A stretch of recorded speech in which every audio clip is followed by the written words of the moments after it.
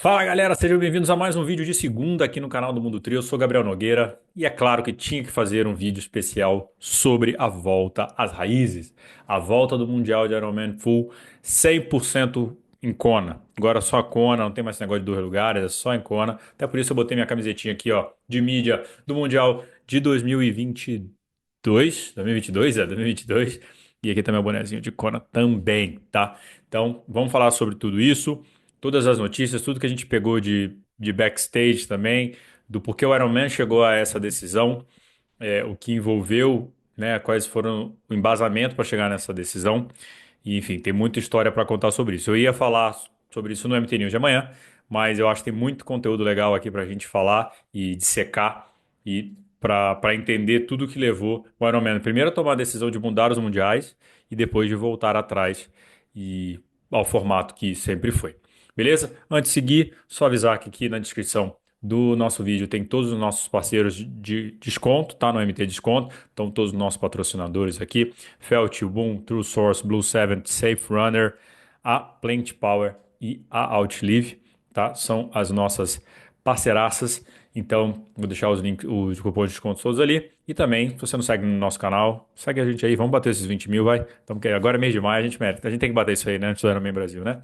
Então, segue a gente aí, dá o like no conteúdo, comenta. Eu quero saber o que que vocês acharam da volta, né, dessa decisão do Ironman. Beleza? Então, vamos lá. Sem mais delongas, vamos analisar aqui. Bom, teve uma entrevista muito interessante do Scott DeBoer para Triathlete Magazine, que saiu até antes da notícia bombástica, né, da volta. Então, o Ironman tem algumas mídias que eles privilegiam, inclusive no Mundial, quando a gente tem acesso, o acesso de mídia, a gente vai até certo ponto. Além daquele ponto ali, é só a mídia do Ironman ou algumas mídias selecionadas mais tradicionais. A Triathlete Magazine é uma dessas. Então, com certeza, eles tiveram esse aviso antes para depois poderem soltar a matéria junto com o Breaking News, né? Então, no dia 30 do 4 foi anunciado oficialmente pelo Ironman que voltaria às raízes, né? A volta às origens, é isso que o Ironman está pregando muito agora, de voltar um dia de prova em Kona, todo mundo junto, homem e mulher, como sempre foi antes aí da pandemia, tá? Muita coisa já foi acontecendo, né? E a pergunta que mais falava, a gente até tinha dúvida se esse ano os mundiais seriam como serão, né? Nice e Kona, mas foi mantido. Em janeiro rolou uma pesquisa, no final do ano passado, perdão, 2024, mês de janeiro rolou uma pesquisa muito grande do Ironman, muito atleta recebeu.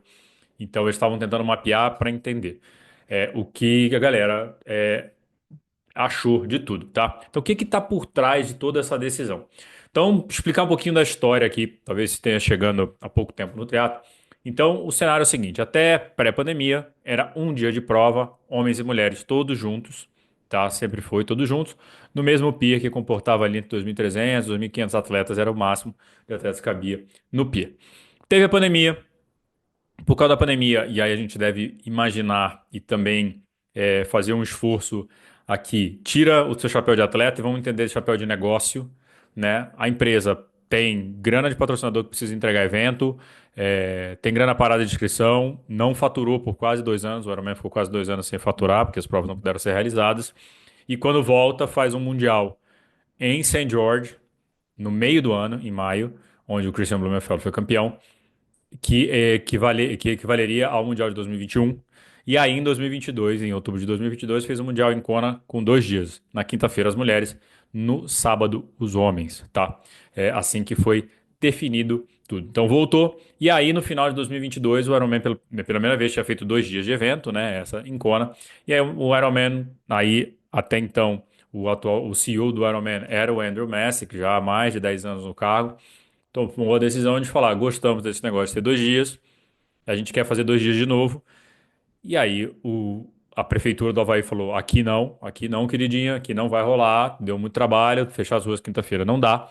Ele falou: então tá bom, e a gente vai fazer um dia aqui e outro dia a gente vai para outro lugar. E assim foi definido a ida do Ironman. Então, em janeiro de 2023 foi avisado, eu acho que janeiro de 23, no final de 2022, que os mundiais obedeceriam esta ordem.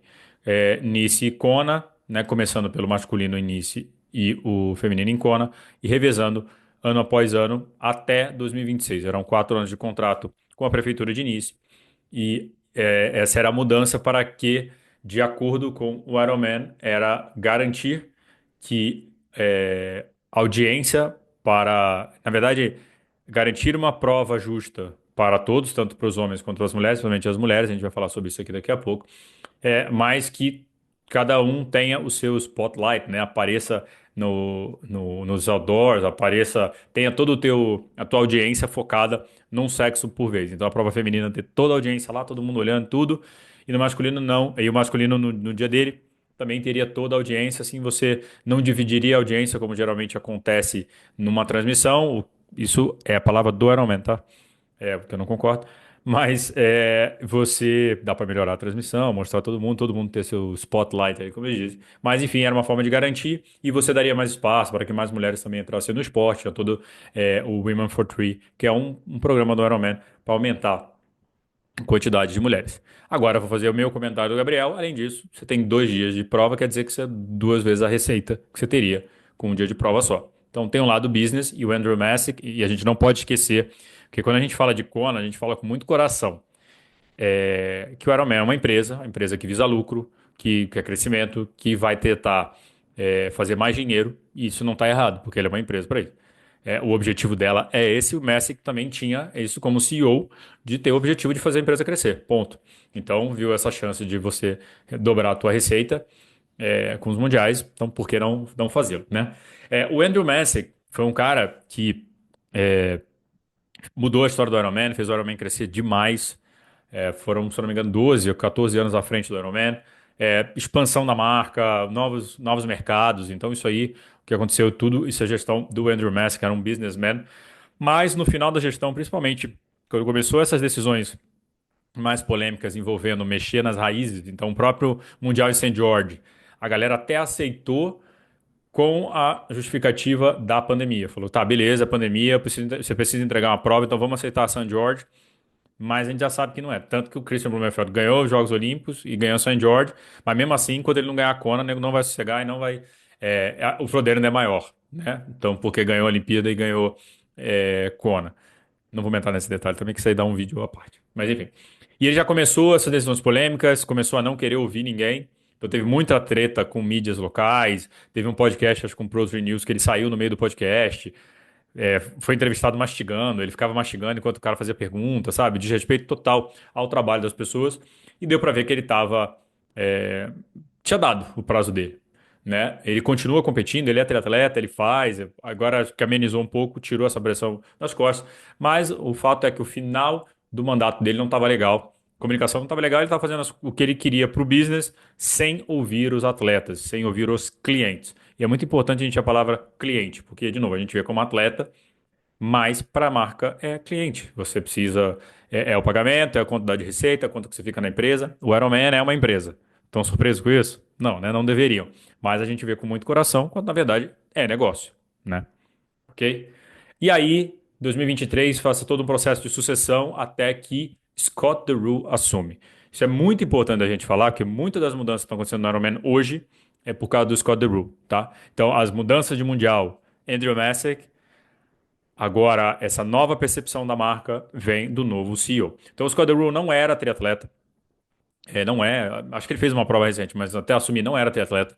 Ele tinha tocado uma empresa, uma academia, uma rede de academias, fez expansão, um baita executivo, conseguiu os números também como executivo, que isso é importante, e foi trazido para o Ironman. Eu lembro que assim que ele que entrou, muita gente criticou o fato dele não ser triatleta, quando na verdade eu acho isso positivo. Por quê? Se a gente está querendo alguém que mude a história, que vá é,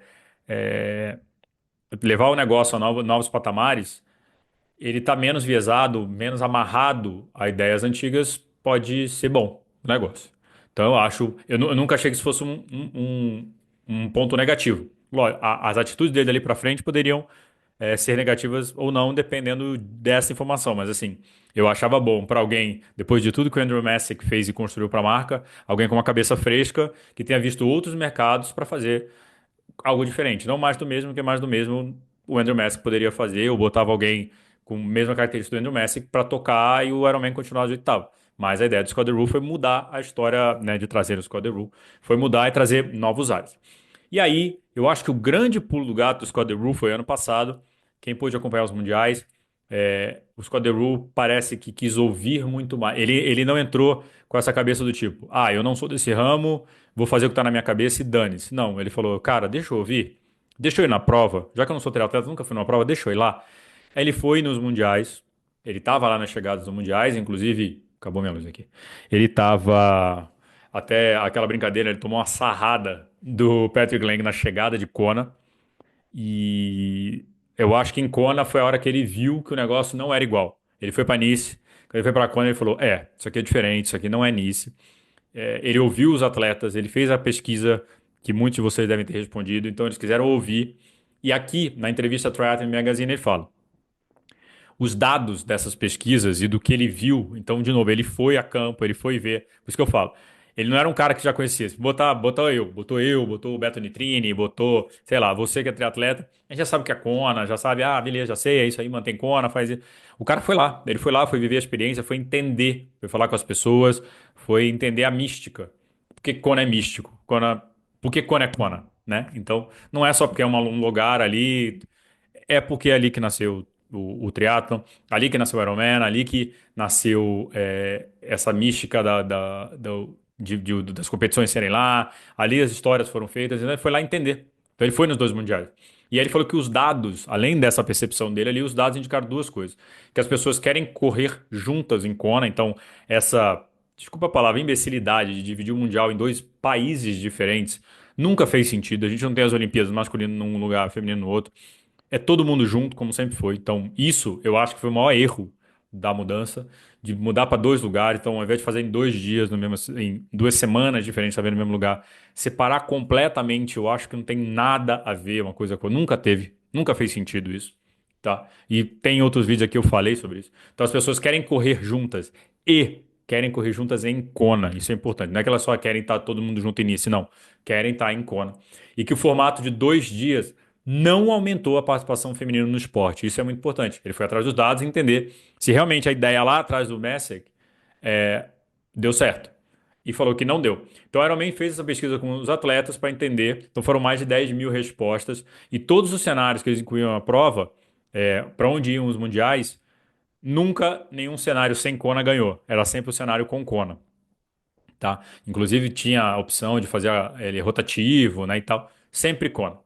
Então, para falar de full, a gente fala de Kona. São coisas indissociáveis, tá? E a análise de dados mostrou também que não está tendo um aumento de mulheres no esporte. Então, 18% do Ironman, né, na prova full é de mulheres, tá? De acordo com a USAT, que é a Confederação, né, de Triatlon dos Estados Unidos, as mulheres preferem curta distância, não são mais receptivas à curta distância, e a participação feminina atual está ainda em 71% do que era pré-Covid, tá? E um outro dado muito relevante analisando não só essa pesquisa, mas todos os dados de inscritos do Ironman, é que depois dos atletas atingirem o ápice, ou seja, se classificarem para um campeonato mundial, acabou o objetivo, acabou e vamos para a próxima. E aí, quando você põe em 2 dias, você aumentou a quantidade de vagas tanto para os homens quanto para as mulheres, ficou mais fácil se classificar, né, em modos práticos. Então foi, fez, acabou, vamos para a próxima. Vamos fazer uma maratona, vamos subir o Everest, vamos fazer outra coisa, enfim. Acabou. Então ele viu que até a ideia inicial não se concretizou e ainda piorou, que as pessoas abandonaram mais. Então, isso é um dado muito interessante, porque a gente está falando aqui de clientes. Foi a palavra que eu falei um pouquinho lá. Retenção de cliente. Qualquer aula de marketing digital que vocês forem ver, vão falar funil, LTV, não sei o quê. É isso. Então, eles, para que toda vez eles precisarem ficar conquistando novos clientes, fica caro. CAC, custo de aquisição de cliente. É quase uma aula de marketing digital isso aqui. É, eles precisam reter, eles querem reter. Então entendeu que se você dificultar a obtenção da vaga, as pessoas vão se dedicar mais por mais tempo até obtê-los. Pode ser até que quando cheguem ao Mundial, aí sim se aposentem. Mas ao invés de fazer isso em 2 anos, vai fazer em 5, em 7. Então, e essa pessoa que está 7 anos talvez no triatlo, ela não vai querer sair do triatlo, ela já incorporou. Mas a pessoa chegar hoje, competir, treinou 2 anos, conseguiu uma vaga para o Mundial. E principalmente no feminino, que a gente teve esse feminino em Nice, vocês sabem bem do que eu estou falando. Muitas mulheres estavam em casa, receberam um e-mail do nada, ó, tem vaga, você ganhou a vaga. Do nada, tipo, 6 meses depois da prova que ela fez, ou por já ter feito. Ou seja, eles precisavam lotar a prova, queriam a grana, então foi a grana pela grana, e não deu certo. Então, a pessoa chega lá, pô, beleza, ela não foi, talvez nem pode da categoria dela, não ganhou na rolagem de vaga, mas classificou para o Mundial. E o Mundial, e aí, desculpa quem, assim, acho que aqui é uma democracia, as pessoas podem pensar do jeito que quiserem, mas eu acho que o Mundial não tem que ser fácil a obtenção de vaga. Ao contrário, tem que ser difícil. A minha opinião é essa, tem que ser difícil, não fácil. É por isso que as pessoas querem chegar lá, elas querem chegar em Kona porque é difícil, vai ter que se dedicar pra caramba, vai ter que treinar muito para poder chegar, para poder fazer a prova, escolher a prova certa. Quando você tá em casa, 3 meses depois da tua prova, recebe um e-mail, qual é a graça disso? O que vocês acham? Comenta aí pra mim, por favor. Então, eles entenderam isso com os dados que tinham lá. E aí o Scott DeRue abre uma aspas que eu acho muito forte e, enfim, ele fala que as decisões que eles tomariam nunca seriam econômicas. Não, não concordo, não acho que seja verdadeiro. Mas ele falou que a verdade é que eles realmente perdem dinheiro ao organizar os mundiais. Eles não ganham dinheiro com o investimento na comunidade e na marca. Perder dinheiro eu achei umas aspas fortes. Pode ser que não ganhe muito dinheiro. Quem já foi ao Mundial, quem foi ao Mundial de 70.3, por exemplo, agora, a estrutura que o Ironman traz é bizarra. E aquilo tem custo. Vocês sabem que tem custo. Por isso também que você paga quase o dobro na inscrição. Mas perder dinheiro eu acho forte. Talvez em dois continentes, como estava sendo, porque, vamos dizer assim, você tem o patrocínio lá da Roca. A Roca patrocina, é a patrocinadora oficial de tênis do Ironman. Ela pagou pela cota de patrocínios do Mundial de Full. Agora você tem dois lugares. Ela não vai dobrar a cota de patrocínio dela. Duvido, duvido, duvido, duvido. Pode aumentar um pouco, mas não dobra. Então, o teu custo, que vai dobrar praticamente, de montar duas estruturas em países diferentes, seu custo dobrou, mas sua receita não dobrou. Então, eu entendo que, principalmente, quando o Mundial Feminino for em Nice. Quando foi em Kona, eu acho que lotou e deu dinheiro, tá? O Mundial Feminino em Nice não deu dinheiro. Isso aí empatou, ficou ali. Mas vocês sabem, o número foi muito inferior de inscritos. No Ironman cabe 2.500 pessoas, acho que no feminino tinha 1.200, 1.300 início. É, são 1.000 atletas a menos. Quanto é que estava a inscrição? $1.600, né? Façam a conta aí, é o tanto de dinheiro que deixou de arrecadar. Então, com certeza, o Mundial de início. Não se pagou o feminino, não se pagou. O masculino, se pagou, pagou muito pouco também. Eu acho que foi ali, mas o feminino deu prejuízo maior. E quem estava, nós brasileiros, o Mundial Feminino do ano passado foi no mesmo dia 70.3 São Paulo. E desculpe meu francês aqui, mas a galera cagou pro Mundial de início. Cagou, tá? Se a Anne Hogg tivesse ganho, que é mais conhecida, a galera teria até. Mas quem ganhou foi a Laura Philipp, que nem era tão conhecida da galera aqui, Lucy Charles não largou. Cagaram. O 70.3 São Paulo foi muito mais importante para os brasileiros do que o Mundial início. Concorda com o que eu tô falando? Aspas fortes aí. Então, ele entende que produzir o Mundial é produzir valor, então por isso que eles também querem voltar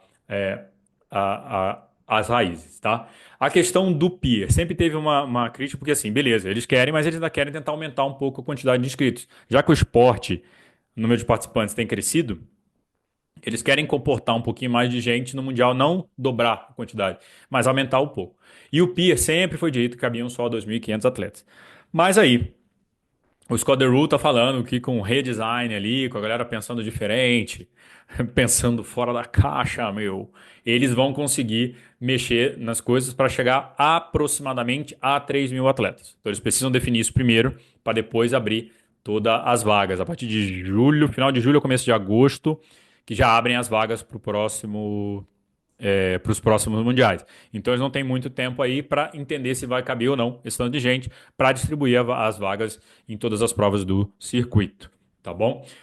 Outro caso é com a superlotação. Outro ponto é o que era uma reclamação muito grande e também foi um argumento usado pelo Andrew Mask para separar os dias é que os age groupers masculinos atrapalhavam as provas das mulheres, principalmente a galera mais forte quando largava ali, sei lá, uma categoria 30, 30, 34, 35, 39 que seriam talvez os campeões gerais amadores, largavam, sei lá, 5 minutos depois das mulheres, tinha muito caso de às vezes atrapalhar a corrida das mulheres e não torná-la justa. Eles abrem uma aspas aqui também na matéria, que eu vou deixar aqui para vocês, do Sanders falando que quem passou o carro em cima dele na natação foi a Daniela Riff e meio que empurrou ele, falou tipo, sai da frente, tá me atrapalhando e tal. E ele falou, cara, eu tava atrapalhando a prova dela, isso não tá certo. Então, o Scott DeRue está falando que para a Kona também para o ano que vem, para 2026, vão observar bem toda essa questão de largada, eles querem trazer atualizações, tá? É o que ele fala aqui da palavra, na parte de largadas, ondas, né, de natação, regras de competição, para que a interferência seja a menor possível. Mas ele já falou, cara, vai ter interferência, tá? A gente já trabalhando com essa hipótese que vai ter interferência, não tem como não ter, mas a gente quer diminuir ao máximo isso para que a prova seja mais justa. Outra coisa é que dentro da transmissão, eles estão pensando em fazer até dois canais, um canal com a prova masculina e outro com a prova feminina. Então querem trazer um pouco esse spotlight aí, como eu falei, dá para fazer isso na transmissão. Agora você tem que estruturar uma transmissão melhor e tudo, com mais câmeras, o que traz mais risco, etc, etc. Mas para que a gente tenha as duas provas ali, né? Eu acho que dá para melhorar muito essa parte da transmissão, de trazer mais essas informações e a gente ter uma visibilidade igual para homens e mulheres na prova, tá? Então, deve mudar. Então, atentem-se a isso. 2026, algumas coisas de regras vão mudar. Vai continuar a questão de 50 vagas homens, 50 mulheres. Para quem não lembra, até 2014 ou 15 eram 35 para mulheres e 50 para homens. A justificativa era que tinha menos atletas femininas profissionais, então botar mais 15 vagas era só colocar mais 15 atletas que não estavam capacitadas. Isso já caiu por terra há muito tempo, então são 50-50, tá bom? E a distribuição de vagas deve ficar como é atualmente, né? De uma vaga para cada categoria dentro da prova e depois distribuir por percentual. Então vamos ver se eles vão fazer alguma coisa, principalmente com o programa de Women for Three. Vocês vão tentar aumentar um pouquinho a participação feminina nas provas. Temos que aguardar. Isso vai ficar, o Scott Rule já falou que é para os próximos capítulos. E uma outra notícia tá aí Nice nessa história toda. Nice tinha assinado até 2026. Tem grana nisso, não quer perder isso aí. Então acho que por isso também que ficou tudo muito fechado e principalmente que a gente não sabia até hoje, até ontem, no caso, hoje a gente já sabe, onde seria o Mundial de 70.3 a partir de 2026. Geralmente já avisa com uns 2 anos de antecedência, isso todo mundo já sabe, tudo. E ficou-se, então chegou ao bem bolado de Nice e falou: ganhei, mas perdi. Então Nice passa a ser o Mundial de 70.3 de 2026, 2028 e tem a opção também de 2030, tá? Então, pelo menos dois mundiais em Nice e talvez mais um. Isso de 70.3. Nice que foi o Mundial de 2019, Nice sediou o Mundial de 70.3, agora volta já por mais 2 anos. Achei bem massa essa solução, bem massa, que Nice é um lugar espetacular. E a prova não pegou por quê? Primeiro que tinha que substituir Kona, que é impossível. E dois, porque é uma prova de característica muito específica e é difícil no mundo inteiro ter atletas conseguirem treinar especificamente para esse tipo de terreno. Muito montanhoso, com curvas muito fechadas, muito técnico. Não é em todo lugar que você vai achar esse tipo de percurso. Já Kona é um percurso duro? Mas você não tem tecnicidade nas curvas, é, descidas em altíssima velocidade com curvas fechadas à direita, à esquerda, sabe? Então, assim, que é coisa de europeu. Então, acho que isso é um mundial que assustou muita gente e assustou mais mulheres, né, que a gente viu pela. Já tem a participação menor, assustou mais, mas principalmente o que a galera viu que fala, tinha comentário, não tá preparado. Tem a galera dos 60 a mais que pode estar bem preparado, mas um pedal de 5 horas vai virar um pedal de 7 e o corte é o mesmo. Então, quando eu fui em Anice, eu vi muita gente feliz de sair para correr e falar, cara, eu não fui cortado. Eu tava com muito medo de ser cortado. Imagina, você pagou 1.200, US$ 1.600 para estar lá, num percurso que, na prova que você classificou, você passou com folga, e nesse Mundial, sabe? Então, assim, era uma prova que é muito exigente, e que eu acho que não cabia na característica ali do negócio. Mas, concorda comigo ou não concorda comigo? Bom, galera, então esse foi. Tentei resumir de forma não resumida aqui tudo que aconteceu. Então, tô feliz demais disso ter voltado, do Scott Rule ter voltado atrás, ter ouvido, que isso é uma coisa que o Andrew Messick não estava tendo. Então, muito bom esse contato que ele teve com os atletas, de entender, cara, testamos, deu errado, vamos voltar atrás, que funciona. E o Ironman, e eu já comentei isso algumas vezes, não lembro se gravado, mas muitos amigos já ouviram, que o Ironman tinha a faca e queijo na mão para falar, cara, deu errado, voltei e tá tudo bem. E é isso, tá tudo bem. A galera tá muito feliz, acho que no momento que eu tô gravando isso tem umas 4 horas que a gente postou e a galera tá todo mundo feliz, todo mundo concordou com a mudança. Mas quero saber de vocês o que vocês acham. E também achei animal manter Nice, porque Nice é espetacular. Já fui a Nice, fui no Mundial de 70.3, fui no Mundial de Full, estarei no Mundial de Full esse ano de novo. E ano que vem eu espero estar como atleta lá também, no Mundial de 70.3, que é um lugar muito especial. Gosto demais daquele lugar. E merece ainda ter o seu spotlight dentro do triatlon mundial. Fechou, galera? Então é isso. Acho que foi longo, mas espero que vocês curtam esse tipo de conteúdo. Vambora e boa semana para vocês.